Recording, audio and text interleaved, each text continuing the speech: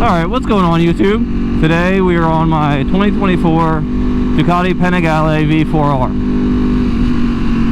And well, we're going to talk about it. Do I think the amount of money I paid for this thing is worth it? Yes and no. It's not really that easy of an answer. I think the bike itself is worth it, but for what I use it for, it's more of saying that you have one. Yeah, it's fun, but I think a base V4 probably would do the same thing for me, if not a little bit better than this thing does. But when I was looking at something, I like having something that is special. So when I bought this, I wanted to have something that I wouldn't see riding down the road all the time. As in my other bike, the S1K, you see those all the time. They're like everywhere. In one of my last videos, I literally pulled up to a Cars and Coffee, and there was like 4 or 5 in the parking lot. So I was like, alright, I want to get something that feels a little bit more special.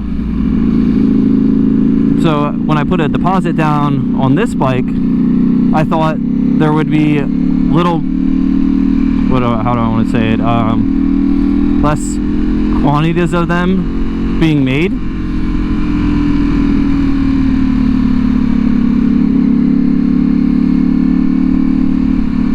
But it turns out they were taking endless orders. They weren't capping it. So for instance, mine is 988, and I've seen some up over 1,000. That being said, it wasn't necessarily a deal breaker for me, because the base price of this bike is still going to be pretty limited with the amount you see because of the sheer price of the bike. It's not cheap. It's not. So starting out, they were $45,000, and not a lot of people want to pay that for a motorcycle, especially being in the Northeast, where you only get to ride it, you know, for half the year if you're lucky, right?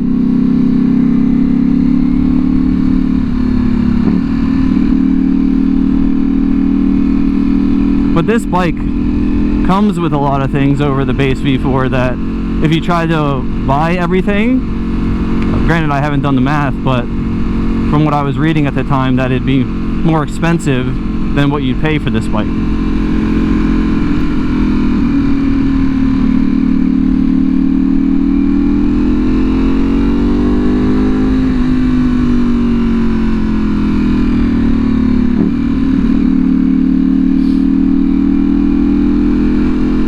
Do I regret buying it?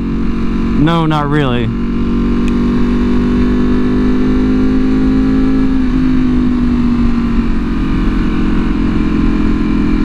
I did have it up for sale for a bit, I'm not gonna lie, with 100% transparency. Simply because I started to think, do I really need a $45,000 motorcycle? Not the fact that it wasn't what I expected it to be, because this bike is extremely fun to ride. And I absolutely love Ducati, so if I were to sell this bike, I plan on getting another Ducati, and Panigale, of course.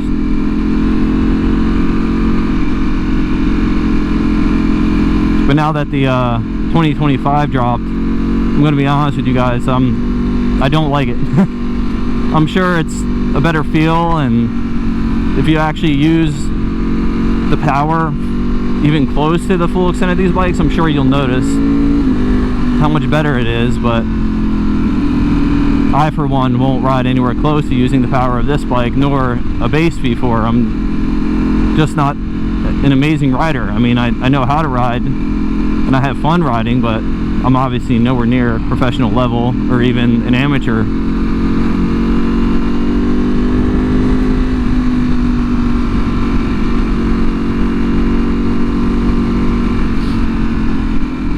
But I did take it down. I do really enjoy this bike, and even if I decided to sell, it just financially it doesn't make sense because the amount of loss I would take.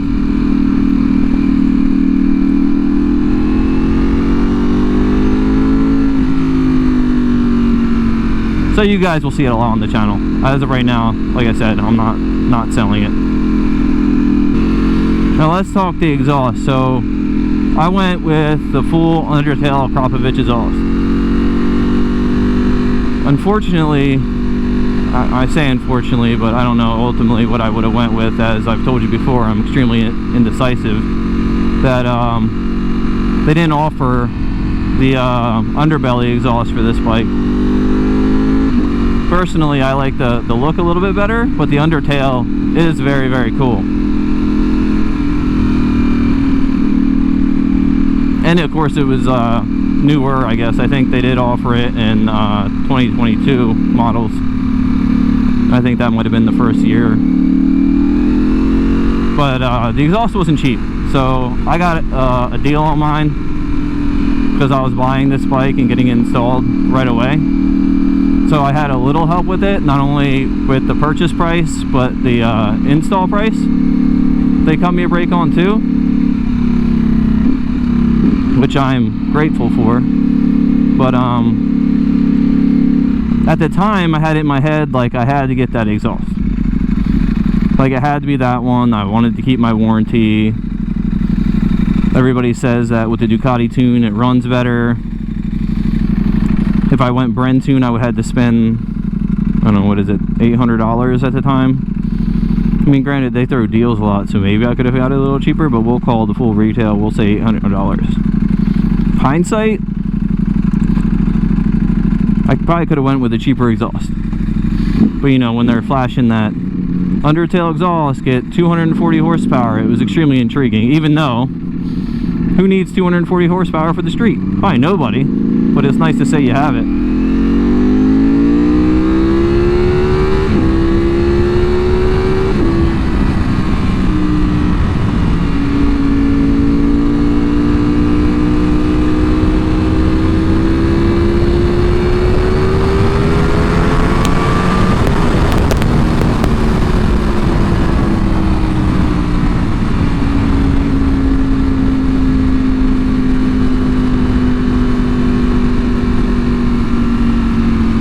Bike also sounds amazing with it.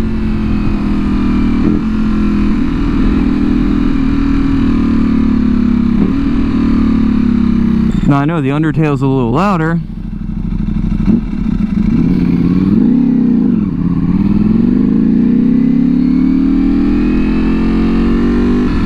Or sorry, not the undertail, I meant the underbelly. I still have my baffles in and this is actually still pretty loud.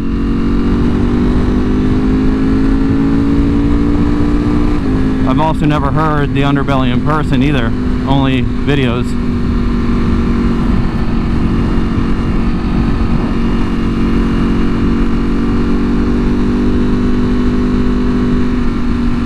We'll pull off here.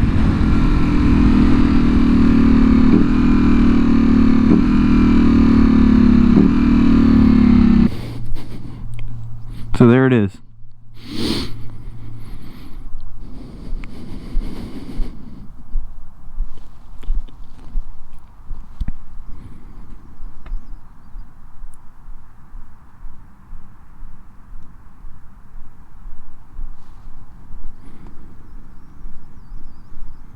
I also had the fulcrum tail tidy, the forged carbon, sick.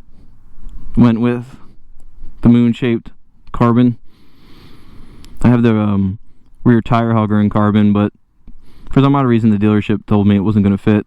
But it said it specifically is for that, so I'm not sure why they told me that. So anybody who has bought these bikes, was it worth it to you? Do you track it? Do you just street ride it? I don't think I'll ever track this bike, even though obviously it is a track bike. Simply, if I crash it, I don't have money like that to just dump and fix it. I'm not rich by any means. I just saved a lot of money and splurged on something I wanted. But yeah, of course I went back and forth with a little buyer's remorse for the sheer amount of money I spent, because like I said, I'm not loaded. Oh, I did also go with the carbon tank pad. I got the V4 pads, full Akra exhaust. That's about it. Alright, let's get back to riding a little bit.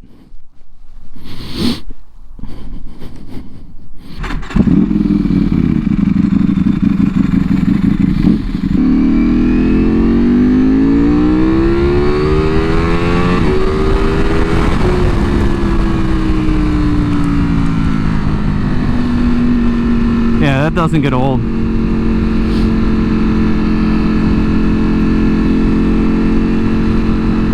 The feel of this bike also, it just, when you sit on it, it feels quality.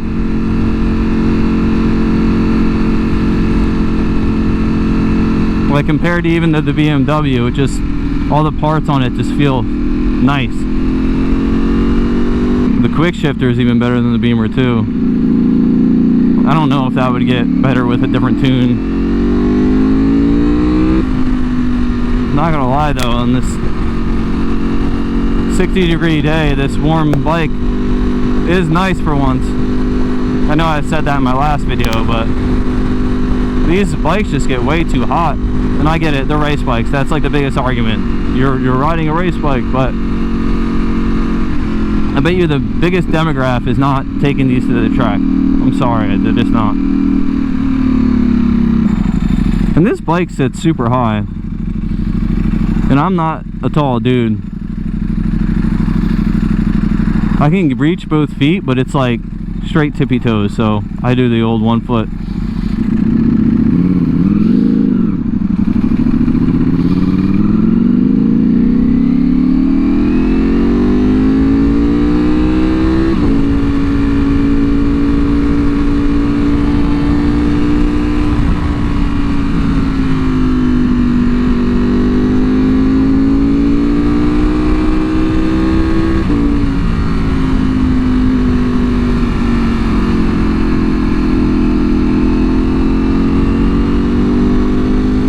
Bike is super flickable.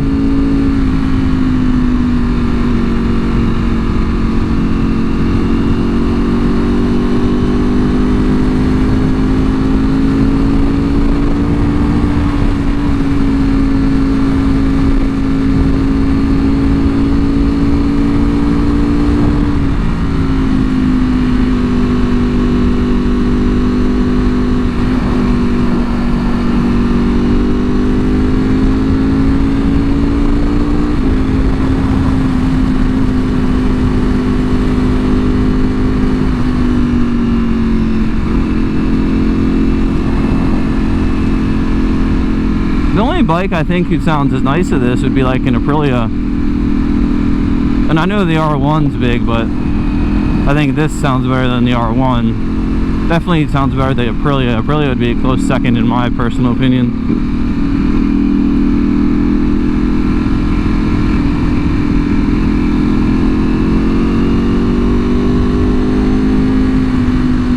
Oh, back about the exhaust. Yeah, so I got real hung up that I had to have this exhaust, so I wound up buying it. And then later, discovering all these different other exhausts that people have had and liked. So,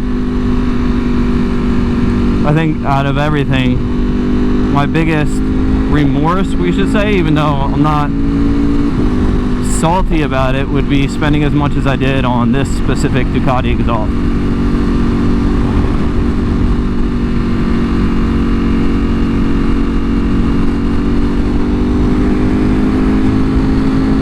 I just think it was unnecessary, really.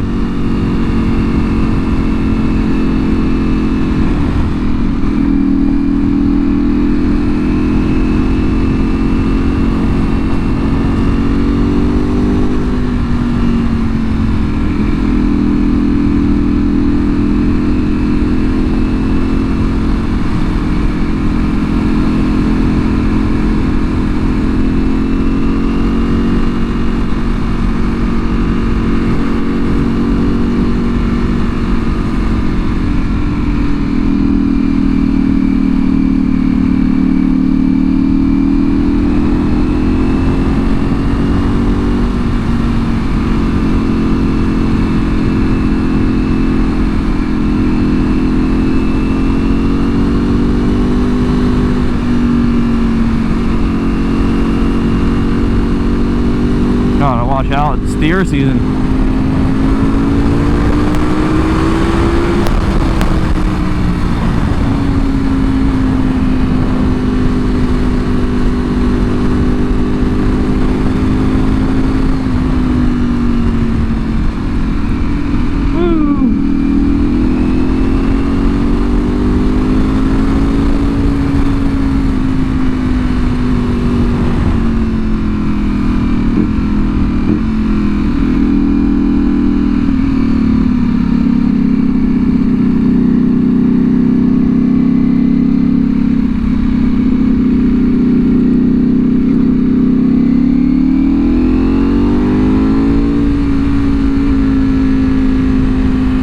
That doesn't get on my tire. I don't know if it was dry or fresh or whatever. That would really suck.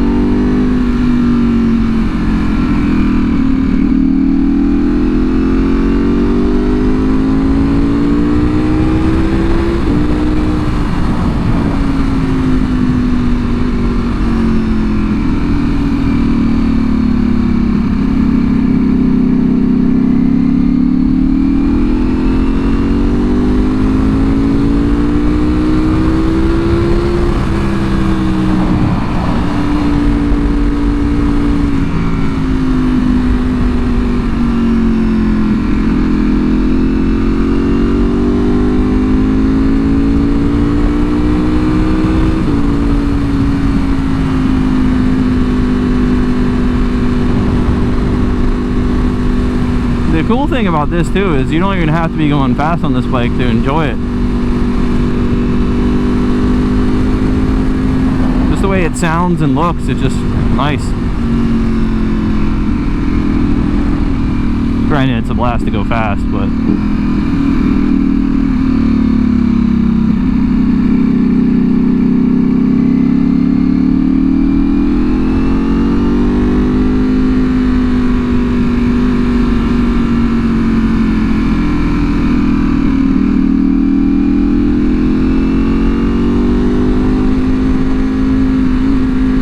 I hope you guys enjoyed this video. I know it was a short one, but wanted to make another one before winter comes. If you liked it, please subscribe and like the video. Until next time, guys. Later.